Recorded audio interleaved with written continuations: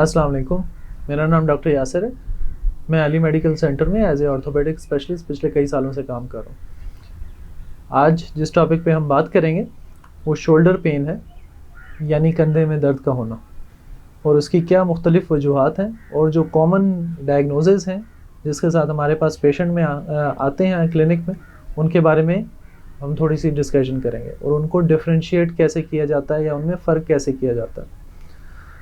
हमारे पास जो पेशेंट सबसे ज़्यादा कंधे के दर्द के साथ आते हैं तो उनका पहला सवाल ये होता है कि डॉक्टर साहब, हमें कहीं फ्रोज़न शोल्डर तो नहीं हो गया या हमारा कंधा जाम तो नहीं हो गया। समझने की बात यह है कि कंधे का हर दर्द फ्रोज़न शोल्डर नहीं होता और ना ही उसका ट्रीटमेंट सेम होता। फ्रोज़न शोल्डर क्या है, सबसे पहले हम ये डिस्कस कर लेते हैं। फ्रोज़न शोल्डर या जिसको एडहेसिव कैप्सुलाइटिस भी कहते हैं, उसमें शोल्डर के गिर्द जो कैप्सूल है वो सख्त होना शुरू हो जाता है। उसकी वजह से कंधे की जो मूवमेंट्स हैं वो रिस्ट्रिक्ट होना शुरू हो जाती हैं। आप अपने बाजू को ऊपर की तरफ नहीं लेके जा पाते या पीछे कमर को हाथ नहीं लगा पाते।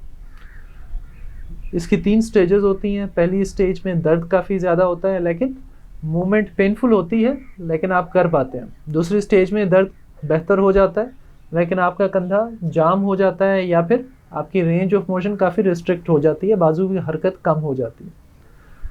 और तीसरी स्टेज थाउनिंग स्टेज है, उसमें आहिस्ता आहिस्ता कंधा बेहतरी की तरफ जाना शुरू हो जाता है।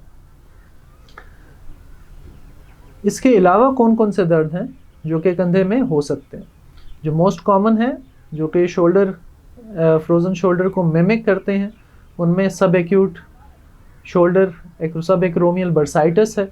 सब एक्रोमियल बर्साइटिस क्या होता है कि शोल्डर की बोन और जो ऊपर ये एक्रोमियन बोन है, इसके दरमियान में अल्लाह ताला ने एक फैट पैड रखा होता है। जब हम बाजू को ऊपर की तरफ करते हैं तो यहाँ फैट पैड में थोड़ी सी लचक आ जाती है या सोजन आ जाती है, उसको सब एक्रोमियल बर्साइटिस कहते हैं। It can be one of the causes of shoulder pens.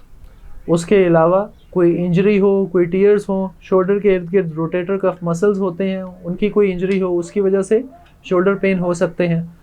इसके अलावा शोल्डर की बोन्स का आर्थराइटिस एक कॉमन काज है ओल्ड एज पेशेंट्स में, जिसकी वजह से शोल्डर की मूवमेंट रिस्ट्रिक्ट भी हो सकती है और फ्रोज़न शोल्डर के सिम्टम्स मिमिक हो सकते हैं। उसके अलावा बाइसेप टेंडनाइटिस एक और कॉमन काज है। बाइसेप का मसल जो कि हमारे बाजू के आगे की तरफ होता है, ये जब शोल्डर के पास जाता है तो ये एक बिल्कुल पतला सा टेंडन की फॉर्म में होता है। तो ये टेंडन जब कंधे के अंदर से गुजरता है तो उसमें अक्सर सोजन आ जाती है। अक्सर पेशेंट हमारे पास एक्सरसाइज गोइंग जो होते हैं या जो रेगुलर जिम करते हैं वो अक्सर इस प्रॉब्लम के साथ आते हैं। इन सब का मेन ट्रीटमेंट पेन किलर्स होती हैं, उसमें एनासिड शामिल हैं, दर्द की दवाइयाँ हैं, सोजन को कम करने के लिए दवाइयाँ हैं और वक्ती तौर पे कुछ रेस्ट है। उसके साथ यूजली मरीज़ों को फिजियोथेरेपी एडवाइस की जाती है। फिजियोथेरेपी से उनकी काफ़ी हद तक रेंज ऑफ मोशन बेहतर हो जाती है। अगर उससे भी ठीक ना हो रहा तो हम कंधे के अंदर इंजेक्शन लगा देते हैं, जो कि मोस्टली स्टीरॉयड का होता है या मुख्तलिफ़ किस्म के इंजेक्शन आजकल अवेलेबल हैं। PRP का इंजेक्शन लगा सकते हैं, हाइलुरोनिक एसिड का इंजेक्शन भी लगाया जा सकता है। और सबसे आखिर में अगर बिल्कुल ठीक ना हो रहा हो या इंजेक्शन से भी ठीक ना हो रहा हो तो फिर पेशेंट को सर्जरी एडवाइस की जाती है। ओके जी।